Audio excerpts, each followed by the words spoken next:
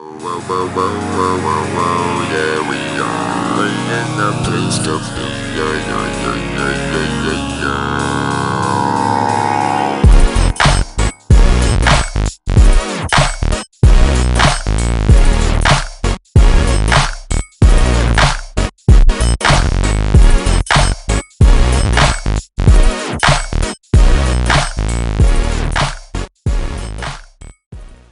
Olá a todas, todos e todes. Essa é a segunda parte do apêndice do Tecnologia e Cenografia. Continuamos aqui falando sobre os elementos narrativos do audiovisual. Nessa segunda parte a gente vai se aprofundar em alguns exemplos e principalmente sobre o fazer e a visão cinematográfica que foi apropriada pelas artes cênicas. Então, nesse momento, agora a gente vai falar e vai interagir bastante com os alunos, falando sobre a presença desses elementos que são elementos narrativos fundamentais para a compreensão de um audiovisual. Existem vários outros, tá? Esse é um apanhado bem generalizado, mas espero que vocês curtem e gostem do conteúdo. Um abraço. Então, tá. Aí a gente vai começar a falar. Vocês querem que dá uma pausinha, que a gente conversa, fale um pouquinho sobre isso que a gente viu, ou a gente pode seguir? Tem alguma dúvida? Ai, Mauro, uma pausinha, é muita informação. Oi, André, não entendi. É muita informação. Mas vai estar gravado, vai poder ver depois. Mas aí pergunta, mas ó, teve dúvida? Pergunta. Tranquilo, tá bom? pode seguir. Tá. Agora a gente vai falar sobre câmera objetiva. O que significa câmera objetiva? É a câmera que mostra explicitamente o que está acontecendo. Como se a câmera fosse um outro personagem vendo a história. E você fizesse parte dessa história, estivesse vendo essa história. Como se você estivesse presente dentro da história. Então, a câmera objetiva, ela é como se você estivesse lá dentro do espaço. Então, se a ação se passa dentro de um bar, é como se você estivesse lá dentro do bar junto com os personagens. Então, ela revela a história toda. Por que eu coloquei essa imagem, que é do Domingos Montanher, na novela do Velho Chico? Porque o Domingos Montanher morre naquele episódio do afogado no Rio São Francisco, né? E no final da novela, eles falaram, ele vai aparecer de novo para a gente terminar a novela. E a gente ficou esperando, houve uma expectativa, principalmente quem era próximo dele, amigo e tudo mais, para saber como que eles iam fazer a presença dele no último episódio, né? Que ele fosse aparecer, que ele fosse ver. E eles fizeram isso de uma forma muito inteligente, muito poética, muito bonita, que foi usar o outro elemento, que é a câmera subjetiva. Que é isso. É a câmera como sendo o personagem da história. Como se a câmera fosse o Domingos Montanher, passando pela história. Então, foi uma solução brilhante, foi uma solução genial, que isso tá dentro da história do cinema, e eu vou mostrar um trechinho de um filme onde aparece pela primeira vez a imagem de uma câmera subjetiva. Tá? Vocês vão... a gente vai começar a entrar na questão das relações de construção de imagem e montagem, tá bom? Essa é a continuação da história, né, onde ele vai passando, os atores vão contracenando com a câmera. Tá? Depois a gente volta aqui, que é um outro filme que tem, é importante dizer que ele tem várias passagens com isso. Tá? Eu vou interromper o compartilhamento aqui, porque eu tenho que abrir uma outra página.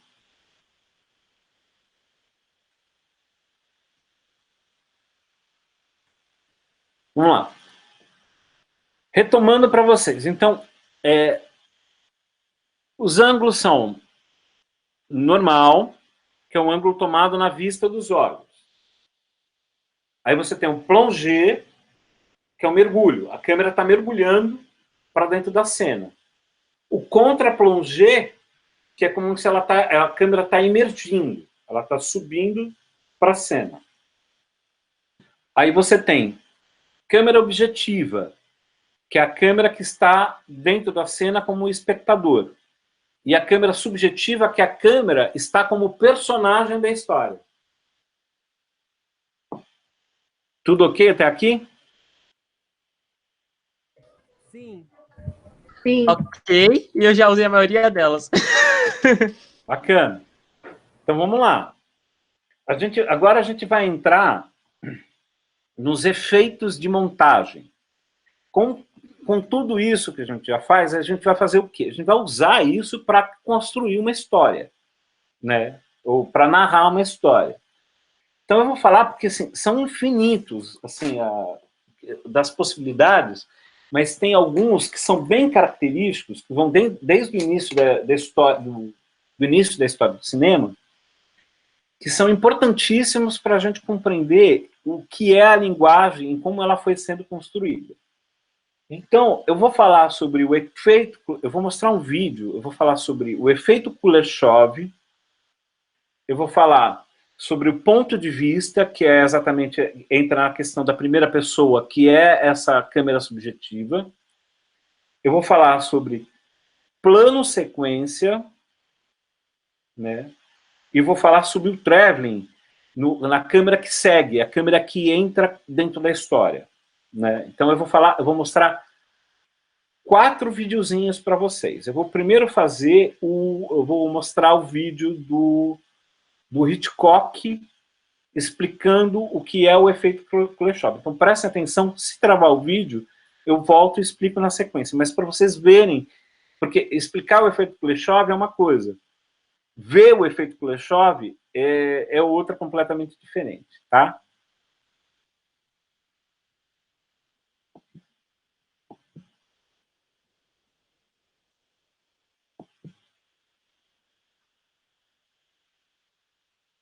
Kuleshov, na verdade, quem criou não foi o Hitchcock. O Kuleshov era um cineasta russo que ele descobriu esse efeito, ele usou isso nos filmes dele, isso ficou escondido até o Hitchcock resgatar isso décadas depois.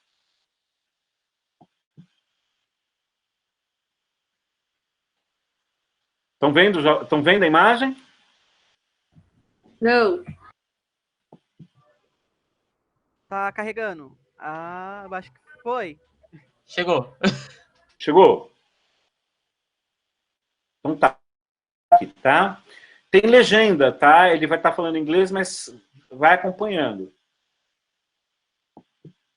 Now, the third way is what one might call pure cinematics, the assembly of film, and how it can be changed to create a different idea.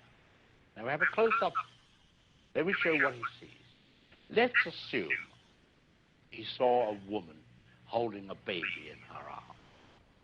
Now we cut back to his reaction to what he sees. And he smiles. Now what is he as a character? He's a kindly man. He's sympathetic. Now, let's take the middle piece of film away, the woman with the child, but leave his 2 pieces of film as they were. Now we'll put in a piece of film of a girl in a bikini. He looks, girl in a bikini, he smiles. What is he now? The dirty old man. He's no longer the benign gentleman who loves babies. That's what's different. That's what film can do for you. Or you for it. Vocês entenderam? Sim. Sim. Então, O que é o efeito Kuleshov?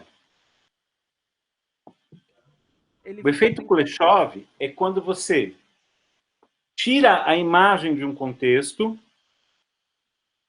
né? Você pega recortes de uma imagem, você tira de um contexto e transforma ele em outro contexto, né? Vai acrescentar e ele vai se transformar em outro contexto.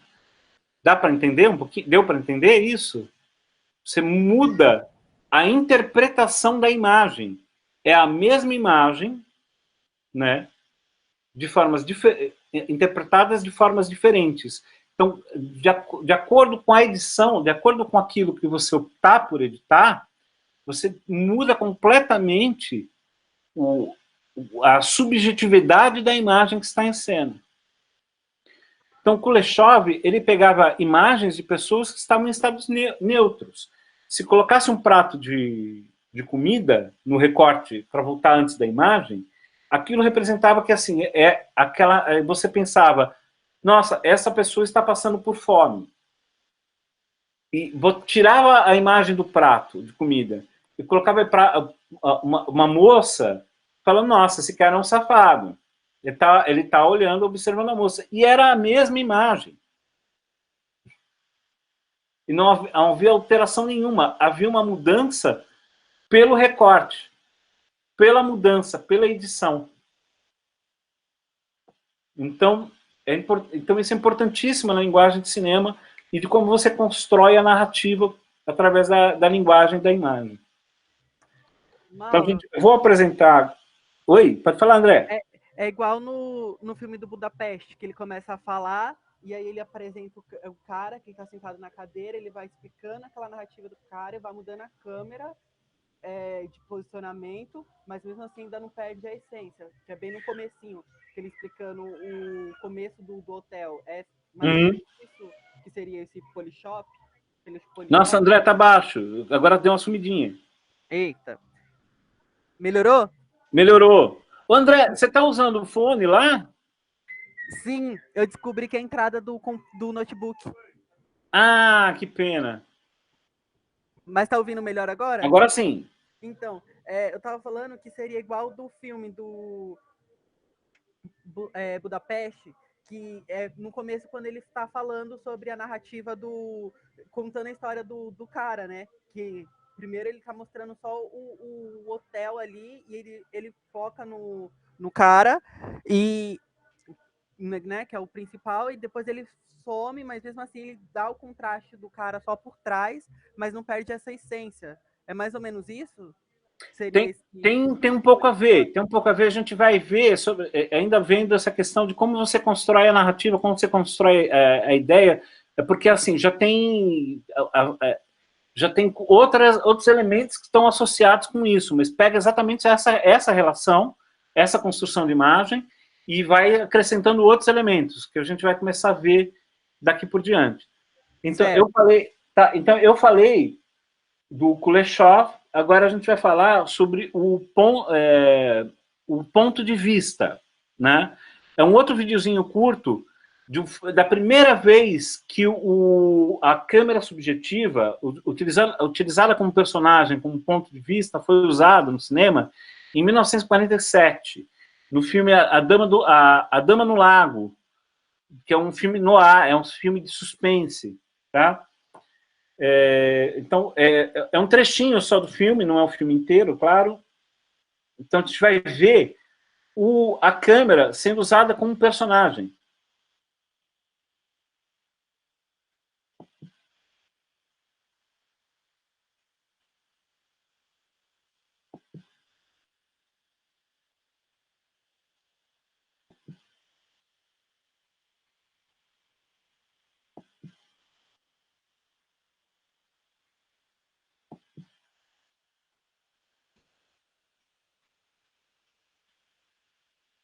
Chegou aí? Sim. Sim. Ok, vou dar um play aqui, tá?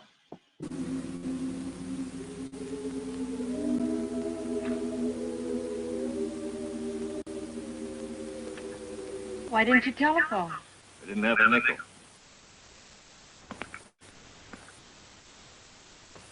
Infelizmente não tem legenda, tá?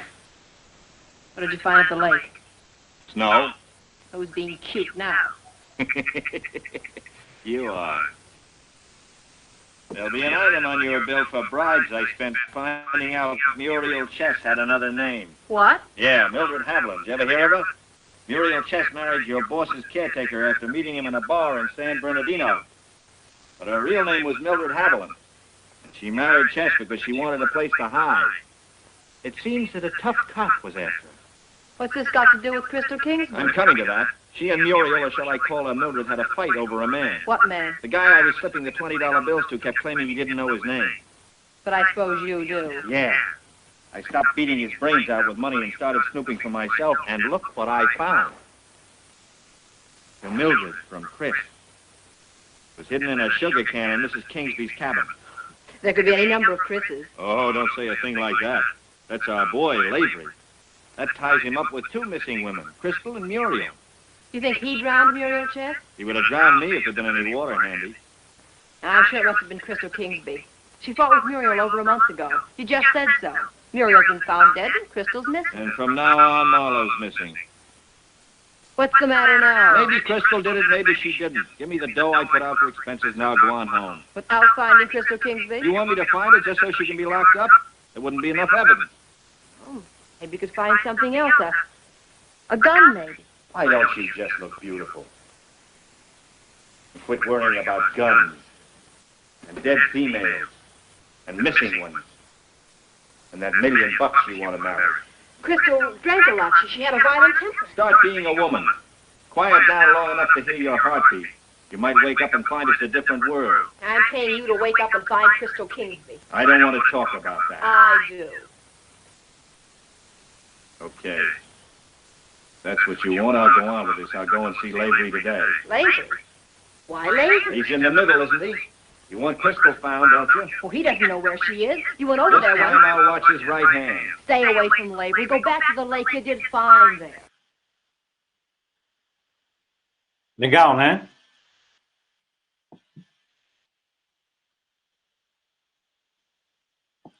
Interessante que eles colocaram até o cara no espelho pra falar, ó, você tá na visão dele. Você tá olhando, tá vendo pelo olho do cara, né? É, Então, é isso que é legal, você tá vendo pelos olhos do personagem, né? Ele é um detetive, nessa história ele tá investigando um corpo que foi achado no meio do lago, um corpo de uma mulher que foi achado no lago. E nessa história, né? E ele tá fazendo essa investigação e tudo mais. E você assiste o filme inteiro sobre a perspectiva, sobre o olhar do investigador. Você é o investigador. Então, na história inteira do filme, você está vendo o ponto de vista do cara. Então, quando ele abaixa o olho e vê uma pista, a câmera abaixa a cabeça para o posicionamento. Então, você vê assim, na hora que ela senta, então tem um plongé que muda a posição do ângulo visual do olho, acompanhando como se fosse o movimento da cabeça do ator. Então, tem toda essa questão. Então, isso já entra na questão da representação da câmera subjetiva, né? Porque como a câmera subjetiva é como a câmera sendo o personagem. A câmera objetiva é a câmera sendo um voyeur, como se você estivesse assistindo. Você não participa. A câmera subjetiva, ela participa da história. Ela está dentro da história. Ela faz parte, a subjetiva faz parte da história. E a câmera subjetiva tem um outro exemplo de câmera subjetiva, é quando tem a quebra da quarta parede, que a gente chama. Quando a câmera está aqui filmando, como câmera objetiva, né, só como voyeur, e o ator olha para, está aqui fazendo a cena, pega e olha para a câmera, e dá uma risadinha, faz esse tipo de coisa. Aí a câmera, que antes era objetiva, quando tem essa quebra, que às vezes tem muito em filme de comédia, essa coisa que olha para a cara do... Quando tem essa quebra, aí a câmera vira subjetiva nesse momento, entendeu? A câmera vira personagem. Deu para entender? Um pouquinho de objetiva e subjetiva? Eu. Fiquei confusa. Me explica mais uma vez, por favor. Desculpa. Tá. Pode falar. Pode falar. Não, eu ia falar que quem faz isso, quebra a quarta parede, é aquele seriado americano, Office Cards, que ele fala e de repente ele vira para a cama e fala alguma coisa que ele quer fazer. Como se você fosse já... o personagem da história. Como se Sim, o ele faz... ele tá falando, aí ele vira e fala, eu vou fazer não sei o que, não sei o que. E aí ele faz a ação que ele tá falando, ou aquilo acontece depois, do jeito que ele quer que aconteça. Então, Ana Paula, é assim, quando a câmera está acompanhando a história, né, que ela está seguindo a história única e exclusivamente, ela não é um personagem. Ela está só narrando aquela história. Sim. Então, quando você está narrando a história para a câmera, porque você está olhando aqui, que nem eu estou olhando para vocês, estou narrando, estou falando, contando a aula, a câmera não faz parte, a câmera não é um personagem. Vocês são os personagens, né? Uhum. Que eu estou narrando. Quando a câmera vira um personagem, interagem com a cena, que é quando tem essa quebra da barreira, né, da quarta parede, que a gente chama, quando tem essa quebra da lente, aí ela é subjetiva, ela é um personagem, a câmera está ajudando dentro da história, ela está respondendo dentro da história, que é que nem foi o caso desse filme, a gente está dentro do personagem, que é o detetive. Né? E isso tem vários outros exemplos, entendeu? A gente está dentro... Isso acontece porque você não vê o personagem, mas você sente a presença dele no ambiente? É porque a câmera está no que a gente chama em primeira pessoa. A câmera está em ação como se ela fosse como se fosse personagem da história. Porque os atores vão interagir com essa câmera, entendeu? Vão conversar com essa câmera. Como se o outro estivesse ali, mas quem está ali é a câmera. É a câmera. Tá, então, acho que agora foi. Assim, quando a câmera é o personagem, é um personagem, que Sim. Pode ser até o público, é a câmera subjetiva. Quando a câmera está como voyeur assistindo, como se você estivesse vendo uma cena num restaurante, num bar, entendeu? Quando a câmera está fazendo esse papel, ela é objetiva. Tá. Então,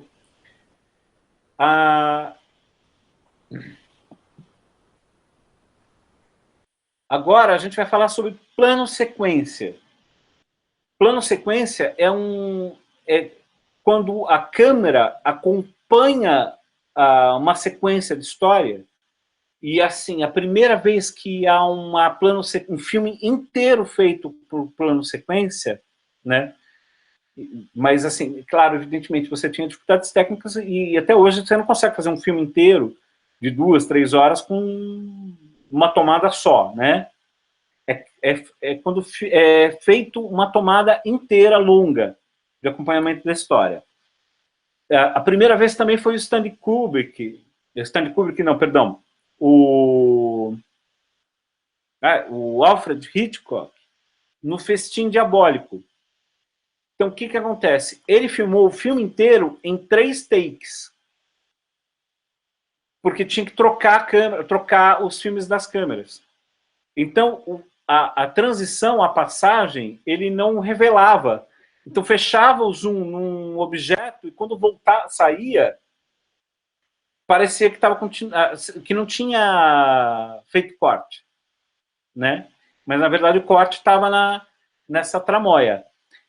Agora, teve um outro filme, porque graças à tecnologia, ele não precisa fazer esse tipo de truque, que foi o 1917, de guerra. Alguém assistiu, que ganhou o Oscar há 2 anos atrás? Eu já ouvi falar nesse filme, mas eu não assisti. A gente vai mostrar um trechinho, uma cena, que acho que tem quase uns 6 minutos, que é uma plano sequência dessa cena, e é uma loucura logística de como fazer, como produzir, porque não há corte. É uma câmera só filmando a cena inteira, sem corte. Então vocês vão ver, o plano sequência é uma câmera só, filmando uma sequência longa de cena, sem ter corte.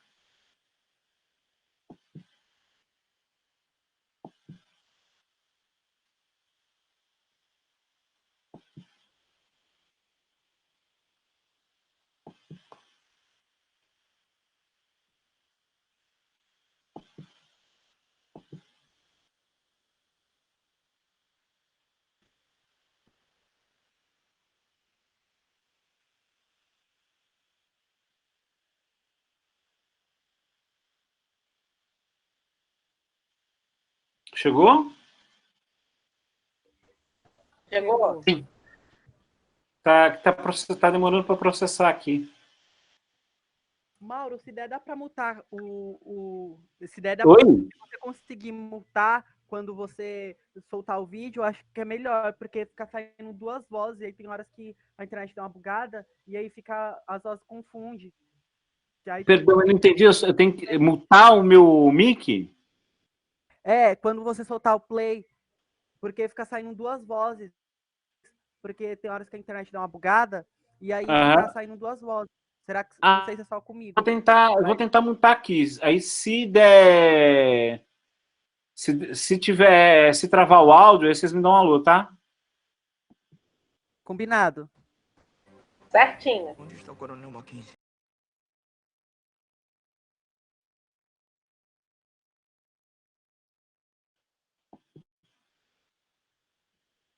Eu interrompi aqui de propósito para não dar spoiler para quem não assistiu o filme ainda.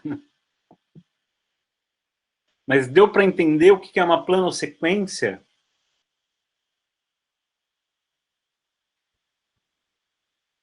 A complexidade de uma planosequência? É muito complexo, né? Deu. Outro filme que faz isso... Oi, outro Ana. filme que eu conheço que faz isso é o... É verdade. Essa aí. Outro filme que eu conheço se chama, acho que é Bloodman. Não, eu não lembro o nome. É Pássaro Homem em inglês, só que eu não lembro a pronúncia correta. Acho que é Bloodman mesmo. O Birdman. Birdman tem várias cenas e plano sequência. E Birdman é um excelente filme, de um excelente diretor. O ator é o Michael Keaton, né? O Michael Keaton, ele ficou um pouco esquecido, um pouco amaldiçoado, porque ele fez na década de 80 vários filmes com personagens assim, o Beetlejuice, ele fez o Batman, e ficou muito marcado com a questão do personagem do Batman, né? E quando ofereceram ele para fazer o Birdman, ele falou assim, foi meio que para ele expurgar, ele fazer para ele foi excelente essa história, para ele poder tirar um pouco essa questão que ele fez dos outros filmes, né? De interpretar esse herói que é um anti-herói de uma forma diferente e não ficar preso, né? E ter possibilidade de contracenar mesmo. E ele tem uma atuação sensacional. Ele é excelente ator, o Michael Keaton, que vai voltar a fazer o Batman. Sabia dessa, Cauê? Isso é spoiler que o cara vai voltar a fazer o Batman. Não, não é spoiler não, já está anunciado. Ele vai aparecer como Batman no filme do Flash, eles vão fazer uma versão do filme do Flash do ponto de ignição. Que vai ser, eles estão chamando de retomada do universo da DC para reestruturar o universo frente à burrada que fizeram. Então a primeira coisa é fazer a reedição do filme da Liga da Justiça, né? Para tentar salvar o Snyder Cut. E aí, o que acontece? No filme do Flash, o Flash, ele salta, tanto no gibi quanto na animação, ele vai para um universo paralelo, né? E quem ajuda ele nesse universo paralelo, ele voltar para o universo original dele, é o Batman. É o Batman. Né? Na história em quadrinhos, no gibi. E ele vai para o universo paralelo, onde o Batman é o Michael Keaton. Genial! Que retoma ao universo do Batman que ele fez lá que é um excelente filme, viu? O Batman, o primeiro e o segundo Batman são muito bons. Né? Aí depois eles colocaram tetinha no personagem, aí ficou péssimo. Bacana, né? Então, muito legal. Eu acho engraçado aquela movimentação dura que ele tinha que fazer do pescoço. Então, agora a gente vai pro... É bem divertido. Agora vai ter Batman também, né? Que isso vai lançar. O que falam que é o Batman pistola, né? Que é o Batman do... Mas eu vi o trailer, eu gostei, eu achei interessante. Mas eu prefiro ver, porque às vezes o trailer é muito bom e o filme é muito ruim. Mauro, me tira uma dúvida. Esse filme agora, de 17, foi a Primeira Guerra? Primeira Guerra Mundial. Primeira Guerra Mundial. É. Meu, sensacional. Mano, você não muito. Procurem tentar ver, tentar achar. É um filme que é inteiro feito em plano sequência. A história do filme inteiro. Claro, tem alguns momentos que evidenciam momentos de corte, né? Mas, assim, mas cortes que são cabíveis dentro da história, né? Mas parece que porque assim, é uma loucura. O filme é muito bom, muito. Eu recomendo todo mundo se puder ver como estudo de linguagem mesmo. A história é muito boa e o filme é muito bom. A gente vai agora Eu li o livro. Oi? Sabia que eu falei, eu falei que eu sabia de algum lugar, mas eu me lembrei, eu li o livro. Mas o filme não tinha assistido ainda. Mas eu li o livro. Sim. A gente vai pegar agora, vou mostrar para vocês um apanhado de cenas de filmes do Stanley Kubrick. É uma ediçãozinha que alguém fez na internet, uma edição muito boa, porque o Stanley Kubrick, ele que revolucionou o traveling no cinema, ele que criou o mecanismo, aquela armadura de colocar a câmera que eu mostrei para vocês lá, que é o Steadicam, ele que foi o cineasta, ele mesmo, ele próprio, com a mão na massa, ele criou o primeiro Steadicam da história. Então, os filmes dele revolucionaram exatamente por causa disso, do fato de você ter uma câmera livre na mão e a câmera poder seguir e acompanhar os personagens da história, que antes você tinha que ter trilho para caminhar, as câmeras eram muito pesadas, ou tremia demais, você não tinha uma precisão, e ele, com o preciosismo dele, com toda a capacidade técnica dele, porque ele foi fotógrafo durante muitos e muitos anos, até ele começar a dirigir os filmes dele, né? Então ele criou lentes, ele criou ele criou filtros para câmera.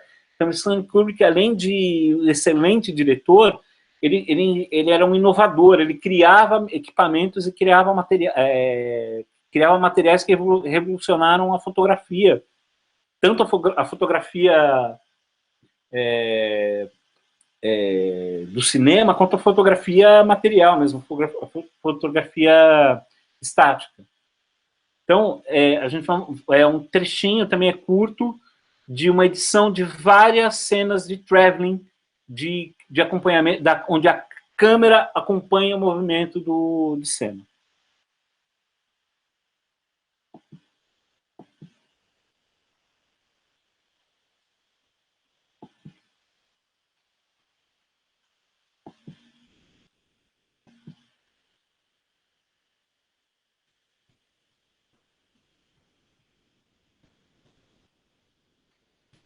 Chegou aí?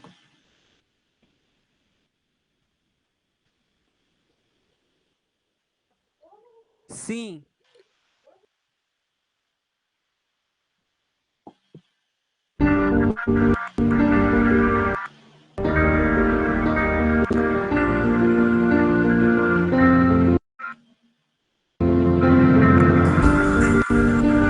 Eu vou dar uma pausinha, porque acho que tá bugando.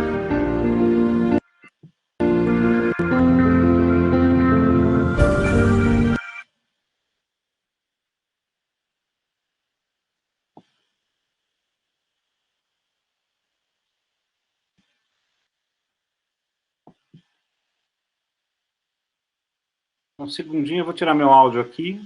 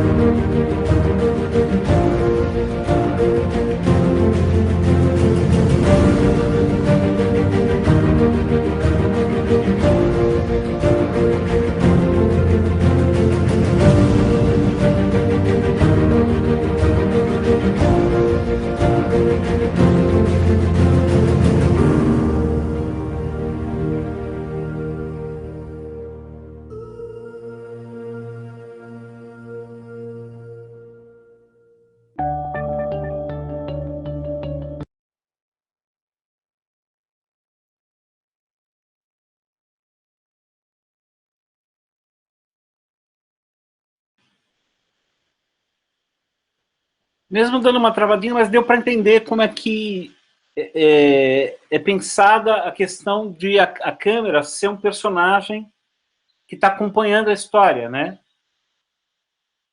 De a câmera ter a mesma velocidade que o ator, de estar ocupando o mesmo espaço, de entrando nos mesmos ambientes, né? De seguindo como estivesse entrando realmente dentro da cena. Deu para entender essa sensação? Deu. Porque o traveling que a gente chama um traveling dentro do sentido pleno, né, da composição do traveling, né? E isso só foi permitido com o advento da Steadicam, né, desse equipamento que ele pôde criar, porque é exatamente assim, ele queria que a câmera corresse junto com o ator. Isso pra gente, a gente vê com certa naturalidade hoje em dia, porque todos os filmes, depois do Stanley Kubrick, usaram esse recurso e tiveram esse recurso às mãos. Mas até ele inventar e até ele botar, isso não era possível, né? Era muito difícil. As câmeras, os filmes todos... O primeiro filme que ele vai dirigir, ele substitui o diretor que estava fazendo o Ben-Hur. Ele termina de filmar o Ben-Hur e salva o filme, né? E aí depois eles vão dar um primeiro filme para ele poder dirigir e tudo mais, né? Ele não tinha... Ele era diretor de fotografia. Ele estava com um assistente de direção, o diretor desiste do projeto e ele faz a maior bilheteria da história do cinema. Você vê o tamanho da genialidade do cara, né? Então,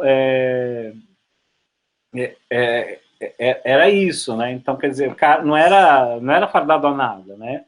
E aí o cara inquieto, ele fala, eu quero botar uma câmera que funcione como acompanhasse o personagem, corresse com o personagem, tivesse esse... E o cara brigou e conseguiu construir esse equipamento e revolucionar o cinema depois disso, né? Então é isso.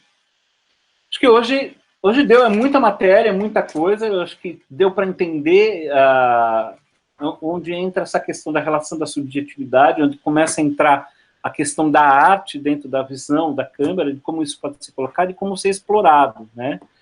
Então, eu acho que hoje foi isso, acho que tá nesse ponto, tá bom?